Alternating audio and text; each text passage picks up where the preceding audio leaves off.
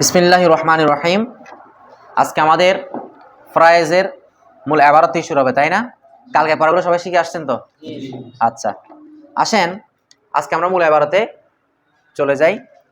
বিসমিল্লাহির রহমানির রহিম। আলহামদুলিল্লাহি রাব্বিল আলামিন হামদাশ শাকিরিন ওয়াস সালাতু ওয়াস সালামু আলা খায়রিল বারিয়াতি মুহাম্মাদিন সাল্লাল্লাহু আলাইহি ওয়াসাল্লাম ওয়া আলিহি الطيبين الطاهرين قال رسول الله صلى الله عليه وسلم تعلموا الفرائض وعلموها الناس فإنها نصف العلم। বিসমিল্লাহির রহমানির রহিম এটার ব্যাখ্যা আমরা নাহব সরবে অনেক করছি, এটা আর নাহব সরবের বিষয় এখানে করা হয়। আমরা এখানে মোটামুটি অর্থটা জেনে রাখি। বাইরের অনেক অর্থ আছে, 10টা অর্থ আছে। লিল ইস্তিআনাত, লিল ইলসাক, লিল মুসাহাবাত, লিল জিয়াদাত, লিল ইস্তিআতাফ, অনেকগুলো অর্থ আছে, ঠিক আছে? লিল জিয়াদা, হ্যাঁ, তারপর লিল তাদিয়া, লিল কসম, অনেকগুলো অর্থ আছে। সেখান থেকে আমরা এখানে ইস্তিআনাত নিব, ঠিক আছে? অর্থাৎ বালিল ইস্তিআনাত, সাহায্যের অর্থ নিব। তাহলে বার অর্থ আমরা সাহায্য নিলাম। বিসমি মূলত ছিল বি ইসমি, এখানে সিনের একটা আলিফ ছিল অর্থাৎ ইসমু ছিল। তো এই কাসরাতুল ইস্তেমাল, অধিক ব্যবহারের কারণে বিসমি, আমরা যেহেতু কথায় যে কোনো ভালো কাজ শুরু করার আমরা বিসমিল্লাহ বলি কিনা, বেশি ব্যবহার করার কারণে বি ইসমি থেকে এটা আলিফটা ফেলে দিয়ে কি হয়ে গেল? বিসমি। আচ্ছা, তাহলে ইসি মানে নাম, আর ইসিমটা মূলত কি ছিল সেটা নিয়ে কুফিন এবং বিসরিদের মাঝে কি রয়েছে? ইখতিলাফ। কেউ বলতেছে এটা সুমুফুন ছিল, কেউ বলতেছে উইসমুন ছিল। তার দলিল সহকারে আমরা এটা নাহবিমের ভিডিওতে বর্ণনা করছিলাম, ঠিক আছে? দেখে নিও। তাহলে ইসিম মানে নাম, আল্লাহ মানে আল্লাহ। আল্লাহ এটা হচ্ছে একটা ইসমে জালালাত, আল্লাহ এটা জালালিয়াত নাম, ঠিক আছে? তা আল্লাহ এই শব্দের ব্যাপারে যদি আমরা ব্যাখ্যা করি, এটা অনেক ব্যাখ্যা আছে। কেউ বলতেছে এটা মূলত ইলাহুন ছিল, ইলাহুন থেকে আল্লাহ আসছে, ঠিক আছে? তবে যেটা বেশি গ্রহণযোগ্য সেটা হচ্ছে ইমামে আবু আজম আবু হানিফা রাহমাতুল্লাহ আলাইহি এবং তার সাথে আরো অনেক বড় বড় আলেমগণ বলেছেন যে আল্লাহ শব্দটা হচ্ছে ইসমে জামেদ। ইসমে জামেদ আপনারা চিনেন আশা করে, যেহেতু আপনারা নাহসরে পড়ছেন। ইসমে জামেদ হচ্ছে যে শব্দ থেকে কোনো কিছু বের হয় না, আবার যে শব্দটা কারো থেকে বের হয়নি, যে শব্দটা কারো থেকে তো গঠন হয় নাই, আবার এটা থেকেও কেউ বের হয় না। তো যেমন আল্লাহ বলতেছে, আল্লাহ শব্দটা কারো থেকে আসে নাই, ইলাহন থেকেও আসে নাই, কোনো থেকে আসে। আল্লাহ শব্দ ছিল, আবার আল্লাহ শব্দ থেকে অন্য কোনো শব্দ গঠন হয় না। আল্লাহ যেমন ইসমে জালালত, আল্লাহ শব্দটা কি? আল্লাহ কাউকে জন্ম দিয়েছেন? কারো জন্মগ্রহণ? সেম ভাবে আল্লাহ এই শব্দটাও ইসমে জামেদ, অর্থাৎ লাম ইয়ালিদ, কারো থেকে বের হয় না, আবার কাউকে বের করেও না। বিষয়টা বোঝা আসছে? আর রহমান এগুলো হচ্ছে আল্লাহর সিফাতি নাম, আর রহিম সিফাতে মুশাব্বাহ সিগা, এগুলো সবগুলা আর রহমান আর রহিম। তো আর রহমানকে আগে কেন আনলো, পরে কেন আনলো, এগুলো আমরা নাহাবে ব্যাখ্যা করা হয়েছে। তাহলে মূল অর্থ কি দাঁড়াইলো? আর রহমান মানে অসীম দয়ালু, আর রহিম মানে পরম করুণাময়। আল্লাহর নামের সাহায্যে, কার নামের সাহায্যে শুরু করছি, তাহলে কথাটার মধ্যে আল্লাহর নাম দিয়ে শুরু করে ফেলছি কিনা? আমি শুরু করছি বলে আল্লাহর নাম দিয়ে শুরু হবে না, এটা সবসময় আমি বলি, প্রত্যেকটা দরসে বলি যে আল্লাহর নামের সাহায্যে শুরু করছি।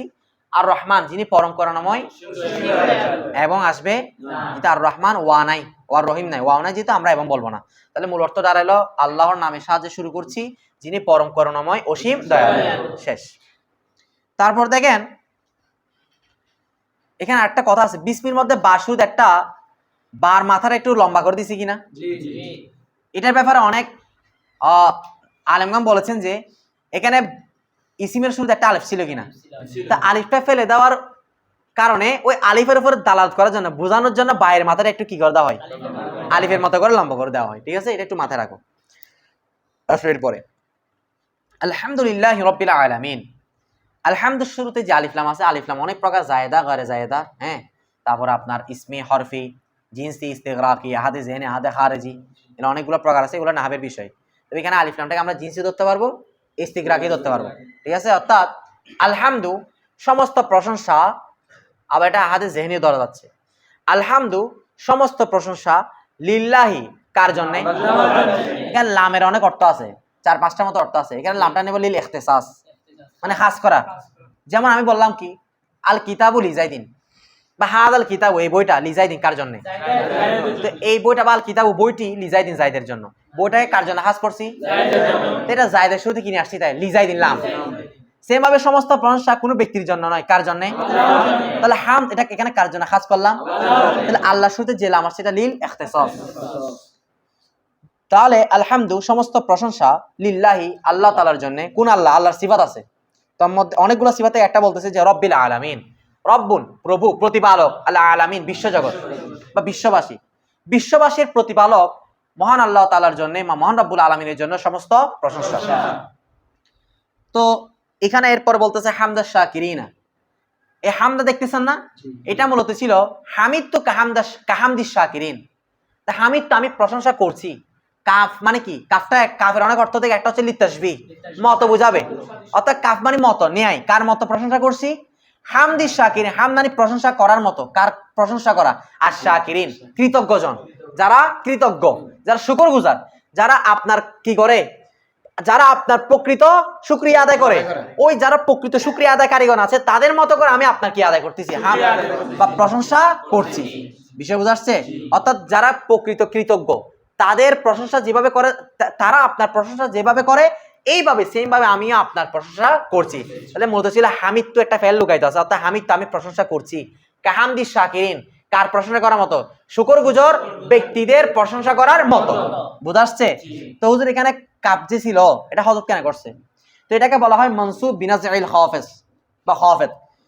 অনেক সময় অর্থাৎ এটা মানে হচ্ছে হরফে জর ছিল তো সবাই, বাও বাও তাও কাফলা ওয়া মুজু মুসখালার পাশামিন আদাফি আন আলা, এই 17টা হচ্ছে হরফে জর। এই 17টা হরফে জর, তারপরে শব্দের ইসিমকে কি দে? জের দে। তো অনেক সময় হরফে জরকে ফেলে দিয়ে, হরফে জরকে কি করা হয়? ওই হরফে জরের পরে যে শব্দ থাকে, এটা তো হরফে জর থাকলে কি হওয়ার কথা ছিল? জের। তো হরফে জরকে ফেলে দিয়ে কি করা হয়? ওই শব্দটাকে আর জের দিতে পারবো? তখন জবর দিয়ে কি দে? তাহলে জেরকে টেনে কি বানাই? এটাকে বলা হয় মনসুব বিনাজিল খাফিদ। ক্লিয়ার হয়েছে বিষয়টা? তাহলে এটা হামদা শাকির মূলত ছিল কাহামদি শাকির বিনাজিল বা নুন ঝা আইন। আচ্ছা, তাহলে এতটুকু গেল। তাহলে সমস্ত প্রশংসা মহান রব্বুল আলামিনের মতো, মহান রব্বুল আলামিনের জন্য খাস। আর প্রশংসা, আমি এই প্রশংসাটা কিভাবে করছি? কাদের মতো করছি? অর্থাৎ কৃতজ্ঞ ব্যক্তিদের প্রশংসা করার মতোই আমি কি করছি? প্রশংসা। কার জন্য? আল্লাহর জন্য। অর্থ ক্লিয়ার হয়েছে সবার? কে পারবে হাত তুলুন তো।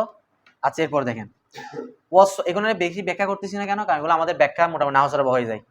এখানে আমাদের মূল উদ্দেশ্য হচ্ছে ফরাইজের মূল মাসাইলগুলা কি করা, হল করা। ওয়াসসালাতু ওয়াসসালামু আলা খায়রিল বারিয়াতি মুহাম্মাদিন মুস্তাফা সাল্লাল্লাহু আলাইহি ওয়াসাল্লাম। ওয়া মানে এবং সালাত মানে, সালাতের 4টা অর্থ আছে আপনারা জানেন, তাসবিহ, দরুদ, ইস্তিগফার, দোয়া, রহমত, ঠিক আছে? এখানে অনেকগুলো অর্থ আছে। আচ্ছা, সালাত মানে এখানে দরুদ, অর্থাৎ দরুদ, ওয়াস সালাম এবং সালাম, অর্থাৎ এক কথা সালাতু সালাম। এখানে আলার আগে একটা শব্দ লুকায়িত আছে, নাজিলানে। কি রে? নাজিলানে। এখানে শুধুমাত্র যদি সালাতু থাকতো তাহলে নাজিলাতুম বলতাম, সালামও থাকলে নাজিলুম বলতাম, মানে ওয়াহিদ নিতাম। তো এখানে এখন কয়টা জিনিস অবতীর্ণ হোক? তো ওয়াহিদের সিগা আনতে হবে নাকি তাসনিয়া আনতে হবে? তো নাজিলুন নাজিলানে, শেষে আলিফ নুন, এটা কার আলামত? তাসনিয়া আলামত। রাজুলুন রাজুলানে, ফাইলুন ফাইলানে, মাথায় থাকবে। তাহলে ওয়াসসালাতু ওয়াসসালামু একটা শব্দ কি লুকাইতে ধরবো আমরা? নাজিলানে। দরুদ ও সালাম উভয়টা অবতীর্ণ হোক। ও নাজিলানের মধ্যে হুমা, জমির হুমা ফিরছে কার দিকে? সালাতু সালামের দিকে। তাই এখানে আমরা যদি নাজিলুন নি তাহলে ঝামেলা হবে কিনা? কারণ জমির হুয়া ফিরবে জানা, একটা দিয়ে ফিরবে, ঠিক আছে? আচ্ছা, ওয়াসসালাতু ওয়াসসালামু দরুদ ও সালাম নাজিলানে উভয়টা অবতীর্ণ হোক আলা খায়রিল বারিয়াতি। আলা মানে উপর, খায়র মানে উত্তম, খায়র মানে শ্রেষ্ঠ, নাও আরো সুন্দর হয়, শ্রেষ্ঠ। বারিয়াতুন, বারিয়া মানে হচ্ছে সৃষ্টিকুল, সৃষ্টি জগৎ, সৃষ্টি জগতের শ্রেষ্ঠ তিনি কে? মুহাম্মাদিন সাল্লাল্লাহু আলাইহি ওয়াসাল্লাম। অর্থাৎ সৃষ্টি জগতের শ্রেষ্ঠ আমাদের প্রিয় নবী রাসূল আকরাম মুহাম্মদ সাল্লাল্লাহু আলাইহি ওয়াসাল্লামের উপর দরুদ ও সালাম কি হোক? নাযিল হোক, অবতীর্ণ হোক। এতটুকু ক্লিয়ার? এরপর ওয়া আলিহি তাইয়িবিন আত-তাহিরিন। ওয়া মানে এবং, আলিহি আতফ হইছে কার উপর? ওই ওয়াসসালাতু ওয়াসসালামু আলা খায়রি আসনা, আই ওয়াসসালাতু ওয়াসসালামু আলা আলিহি। দরুদ ও সালাম অবতীর্ণ হোক আলিহি, অর্থাৎ আল মানে পরিবার, হি মানে কার? অর্থাৎ রাসূল পাক সাল্লাল্লাহু আলাইহি ওয়াসাল্লামের পরিবারের উপরও দরুদ সালাম কি অবতীর্ণ হোক। কোন পরিবার? যারা হচ্ছে আত-তাইয়িবিন আত-তাহিরিন। তাইয়িবিন মানে হচ্ছে পবিত্র, তাহিরিন মানে পবিত্র। তো যে পার্থক্য কোথায় দেখেন, তাইয়িবিন মানে হচ্ছে বাহ্যিক পবিত্র, কি পবিত্র? আর তাহিরিন মানে হচ্ছে অর্থাৎ অন্তর্গত, এটাকে আরেকটা বলা যায়, অর্থাৎ আত্মিক পবিত্র, অর্থাৎ ভিতরে বাহিরে উভয় দিকে যারা পবিত্র, এমন পরিবার বর্গের উপর দরুদ সালাম কি হোক। আলদেরকে আল্লাহ নিজে কোরআনে বলছে না, আরেকটা বলেন না যে আমি আহলে বাইতকে পবিত্র রাখতে চাই, অপবিত্র থেকে পবিত্র করতে চাই। এটা মাথায় আসতে মিনার রেজিসি স্মরণতে আসতেছে না আমার। আচ্ছা যাই হোক, এটা আপনারা কালকে বের করেন, আমিও দেখে আসবো, ঠিক আছে? তাহলে যাই হোক, এটা একদম কমন আয়াত, ছুটে গেল। যাই হোক, তাহলে কি বললাম যে আল্লাহ রসুলের এমন পরিবার যারা ভিতরে বাহিরে উভয় দিকে পবিত্র, এমন পবিত্র পরিবারের উপর দরুদ সালাম কি হোক। তাহলে সবার খুদ্ার অর্থ ক্লিয়ার। এরপর দেখো, ক্বালা রাসূলুল্লাহ সাল্লাল্লাহু আলাইহি ওয়াসাল্লাম, ক্বালা বলেন রাসূল কি, হ্যাঁ মাশাআল্লাহ, ইউরিদুল্লাহু আনকুম আহলাল বাইতি ওয়া তাতহীরা, ঠিক আছে মাশাআল্লাহ। দেখো, ক্বালা রাসূলুল্লাহ সাল্লাল্লাহু আলাইহি ওয়াসাল্লাম, আল্লাহ রাসূল সাল্লাল্লাহু আলাইহি ওয়াসাল্লাম বলতেছেন যে এখানে দেখো সাল্লাল্লাহু আলাইহি ওয়াসাল্লাম আছে না, সাল্লাল্লাহু আলাইহি ওয়াসাল্লাম, এটা হচ্ছে জুমলাই মুতারাজা। কারণ যে যে বাক্যগুলা মূলত আগের এবং পরের সাথে সম্পর্ক থাকে না, মূলত দোয়ার জন্য আসে, যেমন রাদিয়াল্লাহু তাআলা আন, বারাকাল্লাহু ফিহি, হ্যাঁ, রাহিমাহুমুল্লাহ, এই ধরনের যেগুলো থাকে এগুলো হচ্ছে জুমলাই মুতারাজা, অতিরিক্ত জুমলা, ঠিক আছে, অতিরিক্ত বাক্য। কারণ সাল্লাল্লাহু আলাইহি ওয়াসাল্লাম সারা বাক্য হয়ে যাচ্ছে, কেন আছে? দোয়ার জন্য, আদবের জন্য, বরকতের জন্য। কারণ আমরা সাল্লাল্লাহু আলাইহি ওয়াসাল্লাম মানে কি দরুদ পড়লাম না? হাদিসে আছে মান সাল্লা আলাইহি সালাতান ওয়াহিদাতান ফাসাল্লাল্লাহু আলাইহি আশারা, আল্লাহ, অর্থাৎ যে ব্যক্তি আমার উপর একবার দরুদ শরীফ পড়বে, রাসূল সাল্লাল্লাহু আলাইহি ওয়াসাল্লাম বলছেন, তার আল্লাহ তাআলা কয়বার পড়বেন? এরপর আরো আছে 10 বার বলে 100 বার পড়বেন, ঠিক আছে, এভাবে আরো রওয়ায়াত আছে। তাইয়িবিন মানে বাহিরে, তাহির মানে ভিতরে না, ওটা ভিতরে, ওটা ওটা বাহ্যিক পবিত্র, আর এটা হচ্ছে কি আত্মিক পবিত্র, মানে ভিতরে গত পবিত্র, ঠিক আছে, জাহির এবং বাতিনি আর কি। তাহলে রাসূল পাক সাল্লাল্লাহু আলাইহি ওয়াসাল্লাম বলেছেন যে তাআল্লামুল ফারাইদা, এটা সবাই জানো, তাআল্লামু আদেশ করতেছে আমরের সিগা, হ্যাঁ, তোমরা কি করো? শিক্ষা অর্জন করো। আল ফারাইদা, ফরাইজ, তোমরা আগে নিজে ফরাইজ শিখো। ওয়ালিমু, আর আল্লিমু, এরপর শিক্ষা দাও। হ্যাঁ, সেটা মানে কোনটা? আর নাসা, কাদেরকে? ফাইন্নাহা, কেননা ফরাইজটা হচ্ছে নিসফুল জ্ঞানের। এটা এতটুকু বুঝছো সবাই? এখানে কিছু কথা বলে ফেলি। রাসূল আকরাম সাল্লাল্লাহু আলাইহি সাল্লাম ফরাইজের ইলমটাকে নিসফুল ইলম বলেছেন কেন? দুনিয়াতে তো অনেক ইলম আছে, ইলমুন নাহব, ইলমুস সরফ, ইলমুল বালাগাত, হ্যাঁ, ইলমুল কোরআন, ইলমুত তাফসীর, অনেকগুলো ইলম আছে কিনা? তো ইলমুল ফরাইজকে নিসফুল ইলম কেন বলেছেন? এটা হয়তো অনেকে জানেন, যারা জানেন তারা জেনে নিন। অনেকগুলো কারণের মধ্যে আমরা কয়েকটা উল্লেখ করব। প্রথমে আসেন, যেটা গুরুত্বপূর্ণ কথা, সেটা হচ্ছে রাসূল পাক সাল্লাল্লাহু আলাইহি ওয়াসাল্লাম ফরাইজের গুরুত্ব বোঝাতে গিয়ে কি বলেছেন এখানে। এরপর আমরা একটা বলতে পারি, মানুষের হালত কয় ধরনের? দুই ধরনের, বা অবস্থা দুই ধরনের, হায়াত, মউত, জীবিত অবস্থা, মৃত অবস্থা। দুনিয়ার সকল ইলমগুলা, কোরআন হাদিস বা যত ধরনের ইলম আছে সবগুলো সম্পর্কিত হচ্ছে জীবিত অবস্থার সাথে, কিন্তু ফরাইজটা হচ্ছে মৃত অবস্থার সাথে। এই জন্য আলাদা করে বিশেষ খাস করার জন্য এটা কি বলা হয়েছে? নিসফুল ইলম। বিষয় বুঝাচ্ছে। 3 নাম্বার হচ্ছে হক কয় ধরনের? 2 ধরনের, হকুল্লাহ, হকুল ইবাদ, আল্লাহর হক, বান্দার হক। ফরাইজটা কার হকের সাথে সম্পর্কিত? বান্দার হকের সাথে। তো হক কয় ধরনের? হকুল্লাহ, আল্লাহর হক, বান্দার হক। ফরাইজটা কার সাথে সম্পর্কিত? এই বান্দার হকের সাথে সম্পর্কিত হওয়ার কারণে এটা কি বলা হয়েছে? নিসফুল ইলম। আরো আছে, শরীয়তের ইসলামের যত বিধিবিধান আছে সবগুলা হুকুম আহকাম প্রয়োগ হয়, বের হয় 4টি উৎস থেকে, কোরআন, সুন্নাহ, ইজমা, কিয়াস থেকে, তাই না? কোরআন, সুন্নাহ, ইজমা। ফরাইজটা শুধুমাত্র তোমার ব্যবহার, অর্থাৎ ফরাইজের মাসালা মাসাল বের হবে কোরআন, সুন্নাহ, ইজমা, অর্থাৎ প্রয়োগ হবে কি দ্বারাই? কোরআন, সুন্নাহ, ইজমা দ্বারাই। কিয়াসের দখল, মানে ফরাইজের মধ্যে কিয়াসের কোন স্থান, এদিকে বিবেচনা করে কি বলা হয়েছে? নিসফুল ইলম। মূল কথা হচ্ছে ইলমুল ফরাইজের গুরুত্ব বুঝাইতে গিয়ে রাসূল আকরাম সাল্লাল্লাহু আলাইহি ওয়াসাল্লাম কি বলেছেন? নিসফুল ইলম। আরেকটা লাস্ট কথা যেটা হচ্ছে, সেটা হচ্ছে আল্লাহু ওয়া রাসূলু আলাম। এই কেন আল্লাহ রাসূল নিসফুল ইলম বলেছে? এটা আল্লাহ এবং তার রাসূল বেহতর জানেন। কথা বুঝা আসছে? তবু এগুলো একটু আলেমে বিভিন্ন তাবিল করছে আর কি, ব্যাখ্যা বিশ্লেষণ করা হয়েছে, কিন্তু আপনারা বুঝছেন বিষয়গুলা। এরপর দেখেন, আমরা এরপর পরে চলে যাই, এখান থেকে আমাদের ফরাইজের মূল পড়া শুরু হয়ে যাচ্ছে। ক্বালা উলামাউনা রাহিমাহুমুল্লাহু তাআলা তাতাআল্লাকু বিতারকাতিল মাইয়িতি হুকুকুন আরবাআতুন মুরাত্তাবাতুন। আচ্ছা, ক্বালা বলেছেন বা বলেন, উলামাউনা আমাদের আলেমগণ। আমাদের আলেম মানে বুঝে নাই। আচ্ছা, এই কিতাবের লেখক কে? আশ-শাইখ সিরাজউদ্দিন মুহাম্মদ বিন আব্দুর রশিদ আস-সাজামান্দি আল হাফিজ। তাহলে উনি যেটা হানাফি বললাম, কিতাব লেখবে কোন মাযহাবের? তা আমাদের আলেমগণ বলেন মানে কি শাফি মাযহাবের আলেমগণ বলতেছে? বিষয়টা বুঝা আসছে? আমাদের হানাফি মাযহাবের আলেমগণ বলেন, কি বলেন? এই রহিমাহুমুল্লাহ আসছে না, এই জুমলাই কি মুআতারাজা, এটা দোয়া করছে না, অতিরিক্ত জুমলা। অথবা রহিমা দয়া করুক, হুম তাদেরকে, তাদেরকে মানে কাদেরকে, কে করুক, আচ্ছা এখানে দোয়া করুক এটা ভবিষ্যতের জন্য অর্থ করতেছে না, তো এখানে অতীত কেন আছে? এখানে রহিমা মাঝি সিগানি আসছে না, কারণ মাথা রাখবা দোয়ার ক্ষেত্রে দোয়াটা যদিও বা ভবিষ্যতের জন্য করা হয়, কিন্তু সিগানো হয় কিসের, মাঝি। মিজানে তোমরা পড়ছো আস আদাক আল্লাহ তাআলা ফিদ দারাইন, আস আদা তোমাকে শুভমণ্ডিত করুক, করুক এটা কোন কালে, কিন্তু নিয়ে আসছে কি মাঝি। কেন? কারণ এটা হচ্ছে একটা মুকবুলিয়ত, গ্রহণ, দোয়াটা কবুল হয়ে যাওয়ার প্রমাণ। ঠিক আছে, এই দোয়াটা কবুল হবে না মানে কতবার আল্লাহর ওলি, এটা দোয়া এমনি কবুল হবে, বিষয় বুঝছে। আর দোয়ার ক্ষেত্রে মোজারে এটা ভবিষ্যৎকালে দোয়া করলে আমরা কি শিখে আনতে পারবো, মনে থাকবে।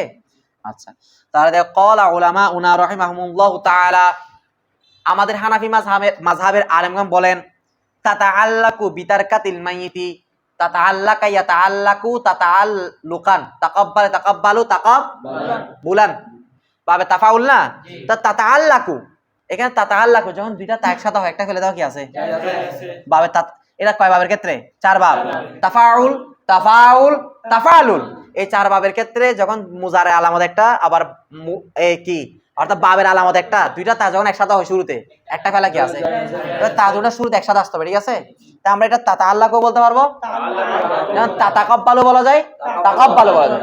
ভুল হচ্ছে নাকি এগুলা? মিজান বসে পড়ছো না তোমরা, টেনশন কেন করতেছো? দেখো তাতাআল্লাকু সম্পৃক্ত হয়, কি হয়, সম্পৃক্ত হয় বা সম্পৃক্ত হবে, বিতারকাতিল মাইয়িতি বিমানের সাথে। তারকাত মানে দেখো এই ওদিন ব্যাখ্যা করছিলাম ফরাইজের আলোচ্য বিষয় দুইটার মধ্যে, তারকাত মানে হচ্ছে মৃত ব্যক্তি রেখে যাওয়া সম্পদ। এই হুজুর বুঝতেছেন আপনি, আপনার নাম কি যে মনির হুজুর, খেয়াল করেন তারকাত এটা মাছদার কিনা, দেখো তারকাতুন মাছদার না, এ মাছদারে আপনাদেরকে নাহুর একটা কথা বলি, আপনাদের বিরক্ত লাগতেছে এগুলা, মাছদারের দুইটা অর্থ না যাও কয়টা, একটা ইসমে ফাইল একটা ইসমে মফউল, একটা ইসমে ফাইল একটা ইসমে, তো তারকাতুন একটা মাছদার না, তা আমরা এখানে তারকাতুন বানাইব মাতরুকাতুন, মাতরুকুন মাতরুকানে মাতরুকুনা মাতরুকাতুন, অর্থাৎ যা পরিত্যক্ত, মতরুক আর কি, যা কি হয়েছে পরিত্যক্ত, মানে যাকে ত্যাগ করা হয়েছে, রেখে ছেড়ে দেওয়া হয়েছে, সে পরিত্যক্ত না, এটা ইসমে মফউলের অর্থ পাওয়া যাচ্ছে না, তাহলে তারকাতুন বানান আমরা কি নিতে পারি, মতরুকাতুন। অর্থাৎ তাতাআল্লাকু সম্পৃক্ত হবে বিতারকাতিল মাইয়িতি বেঈমানের সাথে, অর্থাৎ বাড়াগেন লিল কি শর্তে অর্থ দিলে মুসাহাবাত নাও, অর্থাৎ তাতাআল্লাকু বিতারকাতিল মাইয়িতি, তাতাআল্লাকু সম্পৃক্ত হবে বিতারকাতিল মাইয়িতি বামানির সাথে, তারকা মানে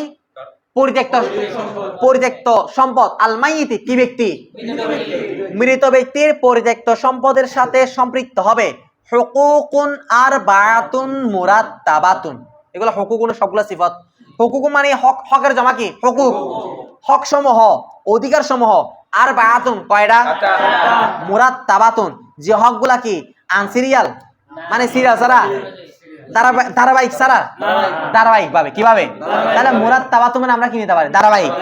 অর্থাৎ আমরা সুন্দর অর্থ নিলে কি হবে, মৃত ব্যক্তির পরিত্যক্ত সম্পদের সাথে রেখে যাওয়া, কথা বলো, রেখে যাওয়া ধারাবাহিক ভাবে কয়টি হক সম্পৃক্ত হয়, কারণ মৃত ব্যক্তি একজন মানুষ মারা যাওয়ার সাথে সাথে তার সাথে ধারাবাহিক ভাবে সিরিয়াল ভাবে কয়টা হক জড়িত হয়ে যাবে, বুঝাচ্ছে বিষয়টা?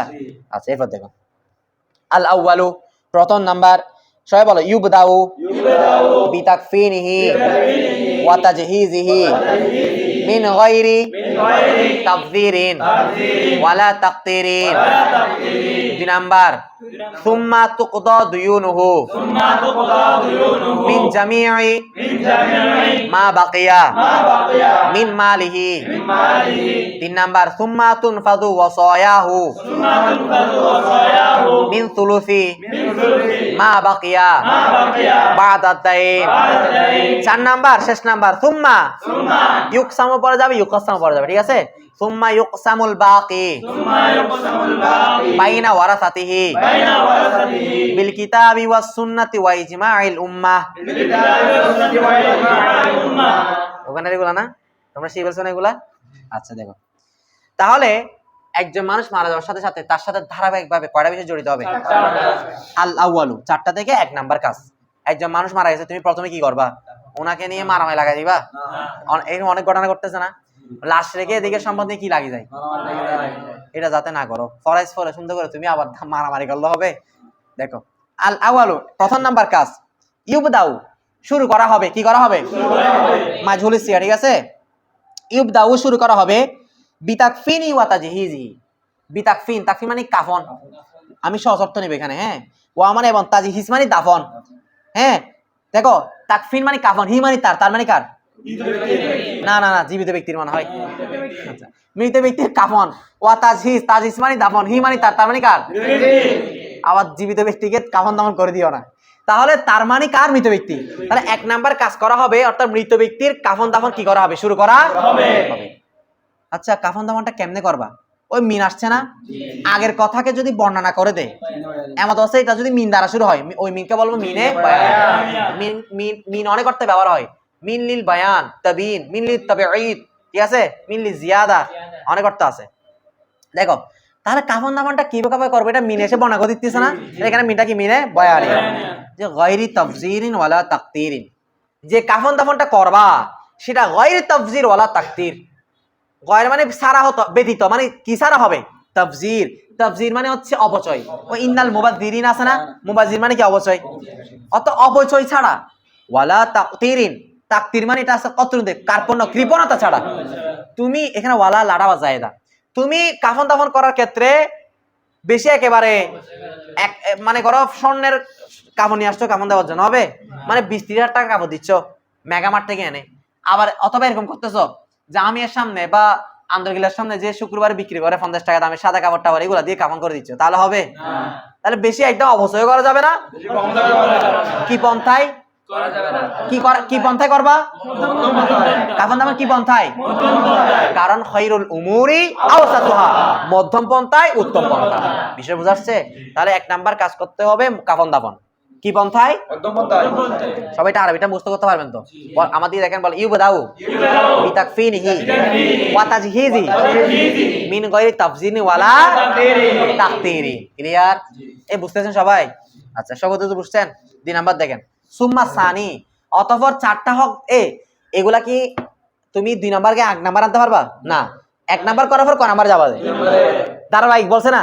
আচ্ছা, সুম্মা এরপর 2 নাম্বার কাজ কি?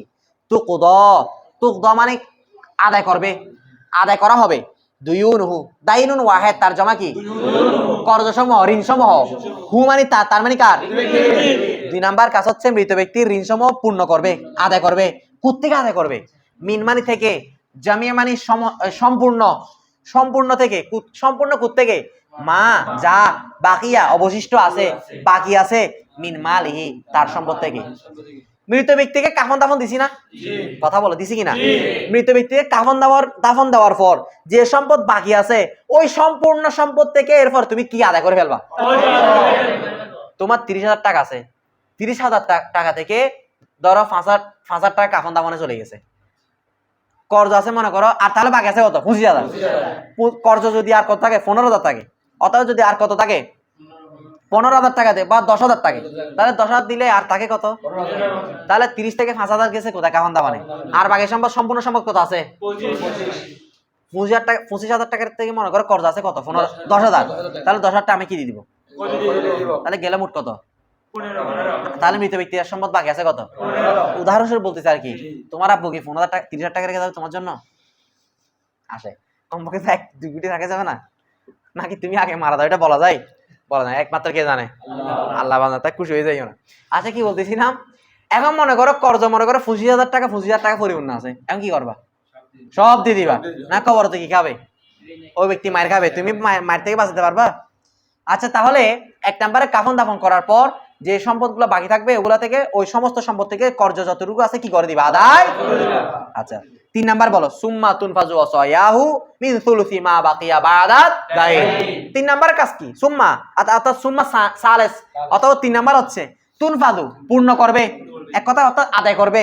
ওয়াসায়াহু, ওসিয়তের জমা কি রে? ওয়াসায়াহু, অর্থাৎ কদিয়ার জমা কদায়া, অর্থাৎ মৃত ব্যক্তির ওসিয়ত পূর্ণ করবে। কয় নাম্বারে গিয়ে? 3 নাম্বারে গিয়ে। কোথা থেকে? মিন থেকে। সুলুস মানে 3 ভাগের 1/3 থেকে। অর্থাৎ এ দেখো 3 ভাগ করে 1 ভাগ কি আদায় করবে? ওসিয়ত। কোথা থেকে? মা বাকিয়া, যা বাকি আছে, বাদাত দাইন, কি দেওয়ার পরে?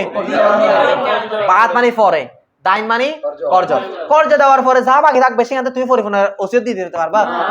তোমার আব্বা এমন ব্যক্তি ছিল যাকে দেখে তাকে কি করে খালি ওসিয়ত, তোমাকে আমার মেয়ে দিব, তোমাকে আমার ছেলে দিব, তোমাকে আমি 10 ঘন্টা যা আছে ওগুলো দিয়ে দিব, খালি ওসিয়ত করতেছে দিয়ে দি। এরকম হলে তুমি ছেলেরা কি খাবে? তাহলে ওসিয়ত দিবা 3 ভাগ করে কয় ভাগ? মানে সম্পদ বাকি যেটা যা থাকবে তার 3 ভাগ করে 1 ভাগ। তাহলে আমরা একটু আসি, আমাদের বগর সাহেব মারা গিয়েছেন, কত হাজার টাকা ছিল? কত হাজার? 5,000 কাফন দাফন, 10,000 মোট কত চলে গেছে? বাকি আছে কত? 15কে 3 ভাগ করো, 1 ভাই কত? এই 5,000 টাকা এই 3 ভাগ করে 5,000 পাইছি না, এটা কি করতে পারবো ওসিয়ত? এরপর আর দিব না, এরপর আর আতায় কত আমাদের? 10,000 কি করব? সুম্মা, এরপরে অর্থাৎ সুম্মার রাবে 4 নাম্বার, ইউকসামু বন্টন করা হবে, ভাগ করা হবে, আল বাকি বাকি সম্পদ। বাকি কত আছে আমাদের? 10। বাইনা ওয়ারাসাতিহি, বাইনা মাঝে, ওয়ারাসাত মানে কি উত্তরাধিকারী, ওয়ারিসদের মাঝে, হি মানে তার মানে জীবিত ব্যক্তি, আচ্ছা মৃত ব্যক্তি না, অর্থাৎ ওয়ারাসাতি জালিকাল মাইয়াত, ওই মৃত ব্যক্তির ওয়ারিসদের মাঝে বাকি সম্পদ বন্টন করা হবে। আন্দাজে না, বিল কিতাব কোরআন দ্বারা, ওয়া সুন্নাহ হাদিস দ্বারা, ওয়া ইজমাইল উম্মাহ অর্থাৎ আলেমগণের ঐক্যমত দ্বারা, অর্থাৎ ইজমাউল উম্মাহ দ্বারা। বিষয় বুঝা আসছে? উম্মতের ঐক্যমত অনুসারে। তাহলে কিয়াস বলছে না, তাই এটা কি বলেছে? নিশ্চয়ই আলম বলেছে, কারণ ফরজের মধ্যে কিয়াস নাই। তাহলে 4 নাম্বার হচ্ছে বাকি সম্পদ যা থাকবে সেগুলো তার ওয়ারিসদের মাঝে চোখ বন্ধ করে কি করে দিবা। এখানে আবার তুমি বাক বসাইও না যে আমি কতটুকু পাবো তো। তাহলে আসো আমরা মূল কথা কি পাইলাম? একজন মানুষ মারা যাওয়ার সাথে সাথে তার সাথে কটা বিষয় সম্পৃক্ত হয়? বল 1 নাম্বার ইউবদাউ বিতাকফিনিহি ওয়া তাজহিজিহি মিন গায়রি তাফজিরিন ওয়ালা তাকতিরিন। 2 নাম্বার তুকদা দুয়ুনহু মিন জামিই মা বাকিয়া মিন মালিহি। 3 নাম্বার সুম্মা তুনফাযু ওয়াসায়াহু মিন সুলুসি মা বাকিয়া বা'দা দাইনি। লাস্ট 4 নাম্বার সুম্মা ইউকসামুল বাকি বাইনা ওয়ারাসাতিহি বিল কিতাবি ওয়াস সুন্নাতি ওয়া ইজমাইল উম্মাহ। বলো কাফন দাফন করা, কর্জ আদায়, ঋণ পরিশোধ, ওসিয়ত পূর্ণ, কর্জার ঋণ একই কথা না? ওসিয়ত পূর্ণ করা, তো ফার্স্ট হয়ে যাবে। এটা কি যাচ্ছে? এটা ভালো দূষিত যাবে না দিবার বললে। 4 নাম্বার বলো, অর্থাৎ উত্তরাধিকারীদের মধ্যে কি করা? সম্পদ বন্টন করা। তাহলে আরবিটা মুখস্থ করে বলে, সেরা করে সিরা করে বাংলাটা করে বলো, ঠিক আছে? আজকে এতটুকু থাক, ইনশাআল্লাহ আগামীকাল আমরা ওই ওয়ারিসদের মাঝে আমরা কি করবো? হুজুর বাকি সম্পদ বন্টন করবো। এটাও কি আমরা সিরিয়াল সারা দিতে পারবো? এখানে 10 জনের সিরিয়াল আছে, যে প্রথমে আসাউল ফরেজ পাবে, তারপর আসা পাবে, হ্যাঁ এইভাবে সিরিয়াল করে আসবে। এটা আমরা আগামীকাল পড়বো, ঠিক আছে? আজকে